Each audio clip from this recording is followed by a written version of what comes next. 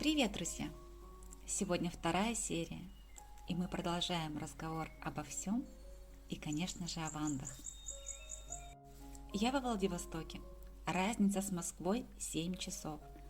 То есть, когда в Москве полночь, во Владивостоке 7 часов утра. Мы начинаем свой активный рабочий день. И снова мой день начался с ваших комментариев. Вот такой комментарий я прочитала, проснувшись утром и включив компьютер. Комментарий на ваших экранах, вы можете его прочитать. А я, зная, что не все люди читают эти комментарии, даже те, которые задают вопрос, потом просто не знают, как прочитать на него ответ, поэтому на этот комментарий я отвечу в видео. Друзья, если вы считаете, что есть какая-то волшебная таблетка, какое-то чудо-средство, чудо-удобрение, или что я собираю росу на рассвете в полночь, чтобы потом окроплять ею свои орхидеи, то это полная ерунда. Ничего этого в моем арсенале нет. Я даже практически не пользуюсь удобрениями. Это, конечно, тема отдельного разговора, но поверьте, я ничего не добавляю в грунт, никакого секретного ингредиента. Мои растения растут абсолютно во всех видах грунта.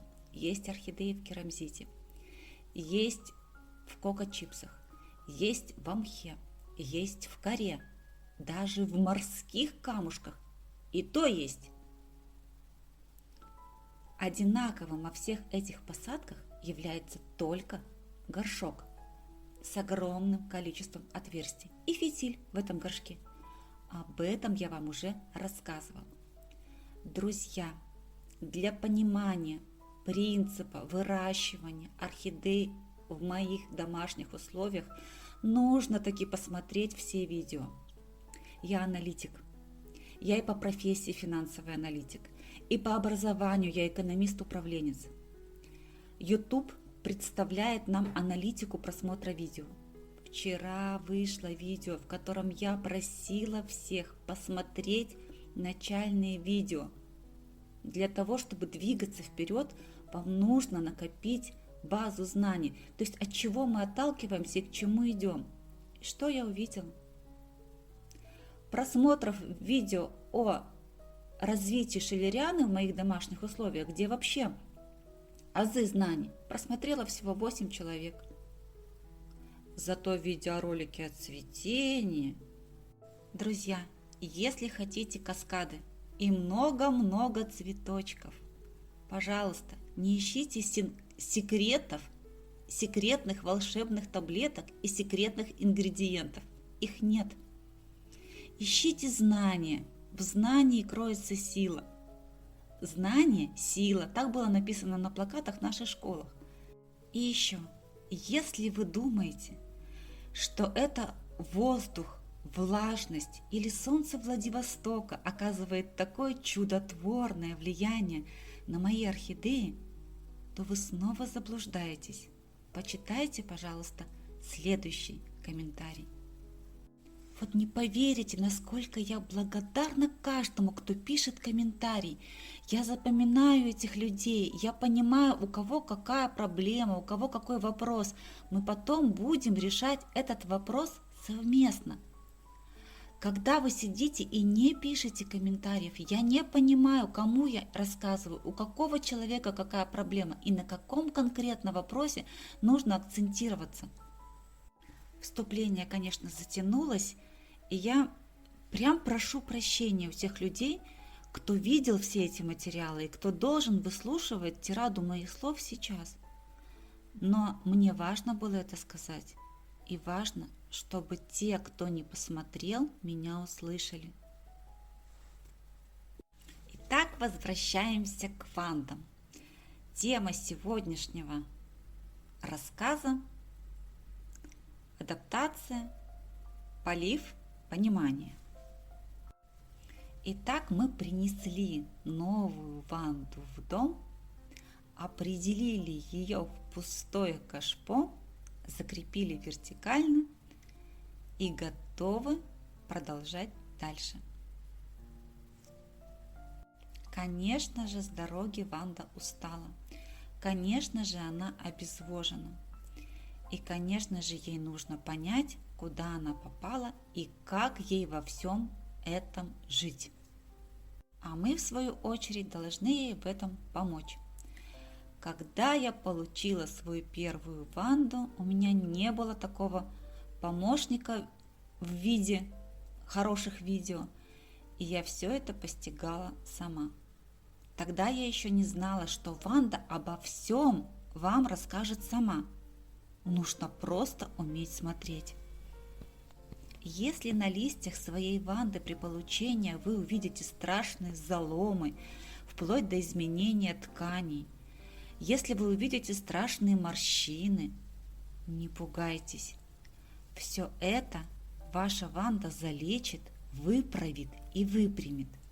Главное – дать ей то основное, что она от вас ждет – воду. Много воды – это не означает, что погрузить ее надолго в воду. Нет. Много воды – это означает часто.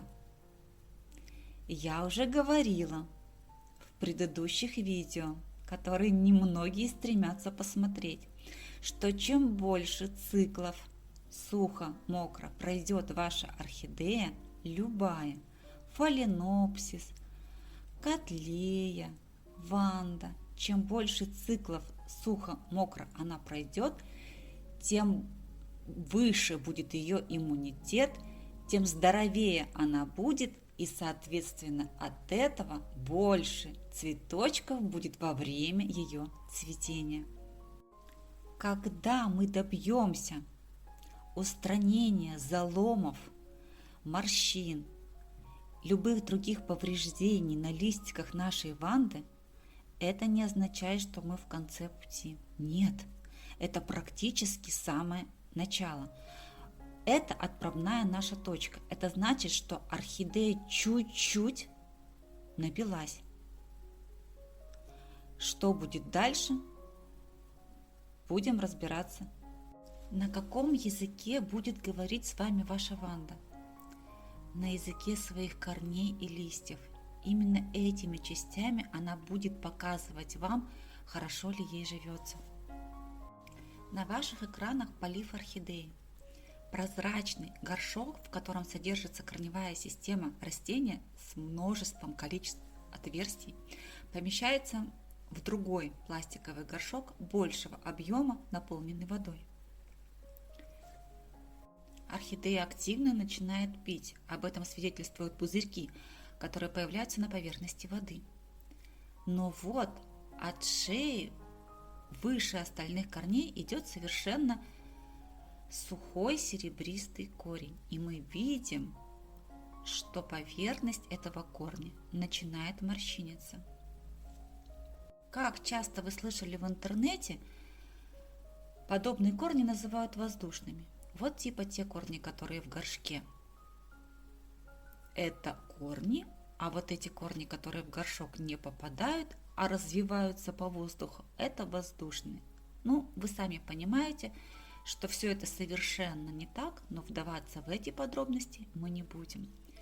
Я обращу ваше внимание лишь на то, что все корни орхидеи, все, любые, нижние, верхние, воздушные, горшковые, как хотите это называйте, мне просто смешно. Все корни в процессе полива должны быть увлажнены. Почему это важно? Да потому что каждому этажу листьев, так скажем, соответствует свой слой корней или свой этаж корней. Потому что те фанаты корней, которых мы видим в интернете, не обладают тем багажом знаний, который должен быть. не от корней зависит благополучие, благосостояние растения, а от его листьев. Конечно же, вершки, а не корешки важны для развития, правильного развития состояния растений. Когда у любой орхидеи появляется новый этаж листьев, у него обязательно появится этаж корней, который будет обеспечивать верхи. Не появятся низы обязательно для обеспечения правильного функционирования верхов. Если вам показывают с экрана фаленопсис, у которого оголена шея, у которого нет нижнего этажа листьев, которые по крылатому изречению орхидея подъела листики, орхидея съела, что ж она с ними сделала, с этими листиками, не важно.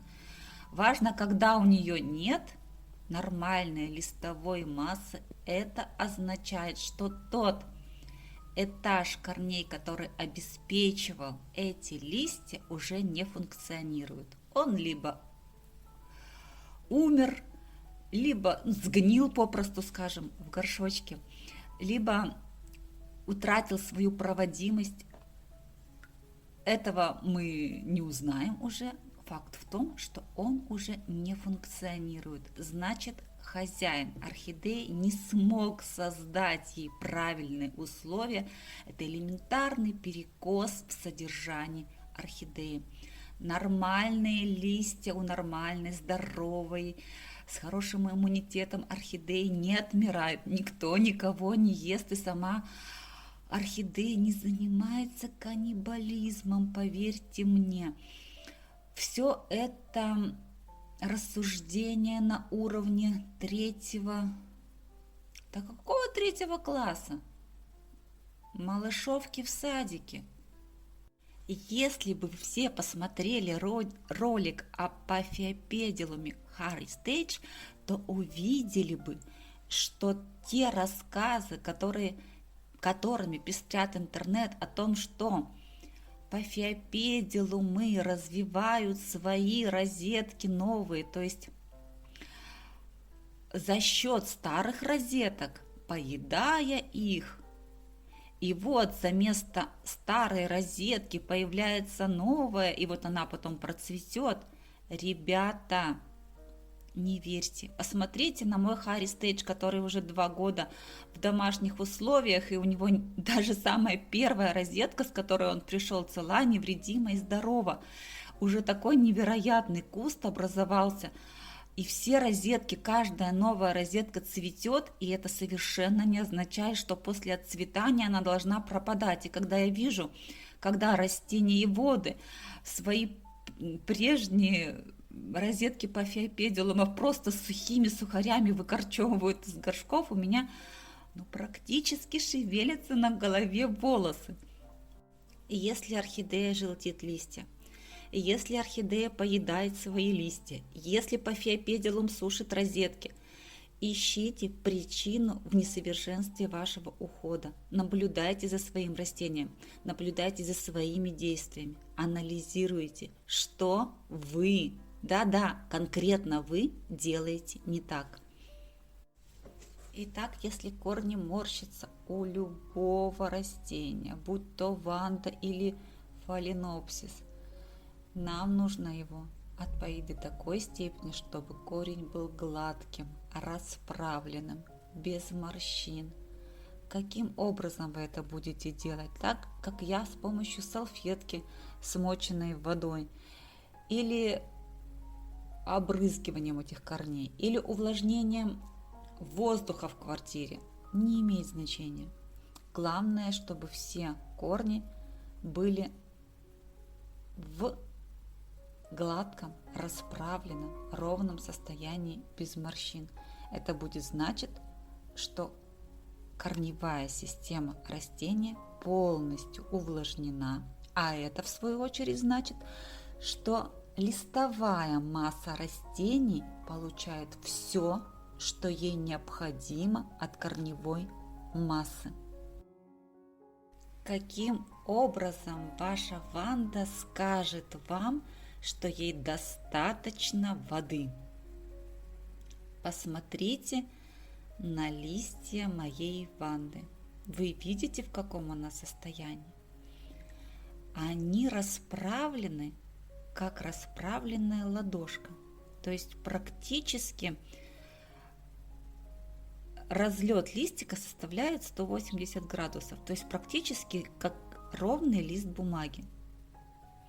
Если ванда хочет пить, если ванда находится в стрессе от недостатка жидкости в своих тканях, ее лист будет сложен лодочкой. Она вам сама все расскажет. Да-да, растения могут говорить.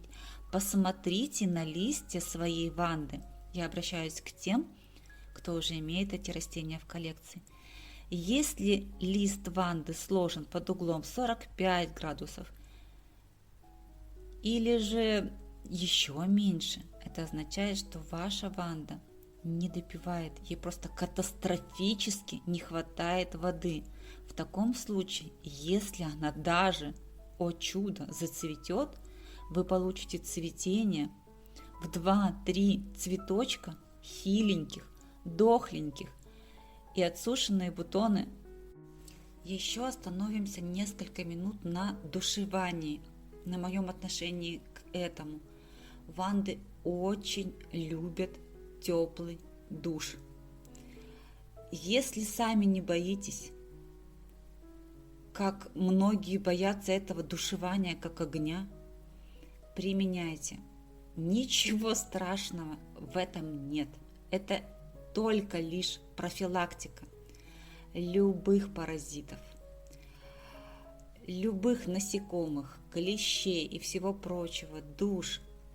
Да просто не слушайте, а почитайте информацию, научную информацию. Почитайте. Ванды любят, приветствуют душ теплый. 38 градусов температура водички. В общем, как маленького ребеночка, грудничка мы купаем, точно так же мы купаем растения. Все. Я все свои растения душую, начиная от фикуса, бенджамина и шифлеры до ванды и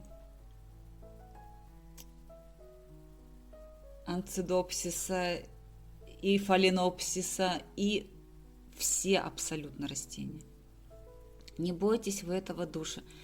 Если вы это сделаете в дневное время, я и в ночное делаю, и в вечернее, в любое, но если вы это сделаете в утренние или дневные часы, после этого растение постоит у вас на солнышке, не на солнышке, а хотя бы при температуре комнаты, то успеет оно высохнуть до темна, и ничего с ним не случится. Никакие пазухи, никому никогда я не промакиваю.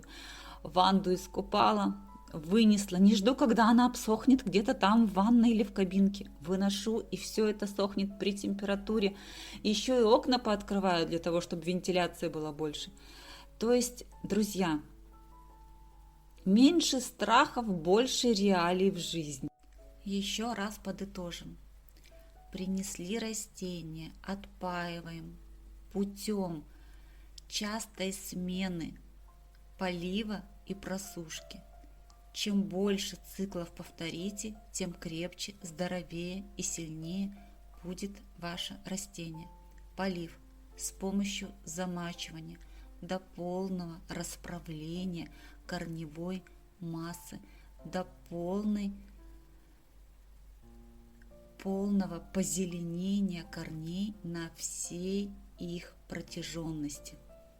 Продолжаем все это делать до тех пор, пока листья ванды из состояния лодочки или сложенных друг к другу ладоней не превратится в состояние расправленных ладоней или в состояние плоскости. Что это означает? Что растение перестало экономить воду внутри ткани, что оно готово ее отдавать, что растение наполнено, насыщено этой водой, что каждая клеточка организма растения полна, наводнена. И растение показывает, что оно готово полноценно эту влагу испарять, отдавать, понимаете? Следовательно, оно всем своим естеством показывает, что ему хорошо. Вот часто читаю в комментариях, видно, что растение счастливое. А как вы это видите? Ведь понимаете, вы интуитивно это понимаете. А как это вам видно? А вам видно, что растение не скукоженное, сморщенное, заваленное куда-то на бок. А вот оно все, знаете, как говорится, грудь моряка, расправлено все, действительно, все вот такое, по-русски будет сказано, бодрячком. И сразу понятно, что растение счастливо. Друзья, давайте будем к этому стремиться вместе. И вот когда мы полностью отпоили растение, и оно нам показало, что воды в тканях достаточно, расправив свои листовые пластины до состояния расправленной ладошки, тогда мы просто начинаем поливать ванду, как удобно вам. Я поливаю свои ванды каждый день. Это недолго, это просто буквально мгновенно. Вот стоит 6-литровый горшок с водой наполненный. Я беру ванду, засунула в горшок, пока что-то делаю на кухне, пока занимаюсь бытовыми простыми делами, она постояла. Я не засекаю 10, 20, полчаса. Но пропиталась, все расправилась, все позеленело. Достаю, вода сливается через дырочки, как через дуршлаг, мгновенно. И мы можем поставить ее на любой поддончик или же в другое кашпо уже сухое. И все, растение готово к существованию еще на сутки. Это очень быстро. Это не занимает и не займет у вас длительного времени. Все это время вы наблюдали моменты распуска, нового цветения ванд в моих домашних условиях. Вот сейчас буквально распускаются эти цветочки. Вы видите, какие они еще смешные? И каждый день вы будете наблюдать, как они будут преображаться, какими они будут становиться расправленными, красивыми, как увеличится их размер, как в конце концов изменится их цвет. Да-да, они станут насыщенного, темно-синего цвета, даже скорее ультрамаринового. Обалденный цвет. А вот и бонус для тех, кто досмотрел до конца, и для тех, кто смотрит мои видео с самого начала. Помните видео о котле? Я сказала, что будет новое цветение, что жизнь продолжается. И вот оно, это новое цветение. Конечно, об этом я расскажу полноценно в одном из своих новых видео. А пока это бонус для любопытных. А на этом я буду завершать свое видео. И хочу сказать вам, подписывайтесь на канал, жмите на колокольчик, чтобы первыми получать уведомления о выходе новых видео. Ставьте пальчик вверх под видео и пишите комментарии. Впереди у нас много интересного.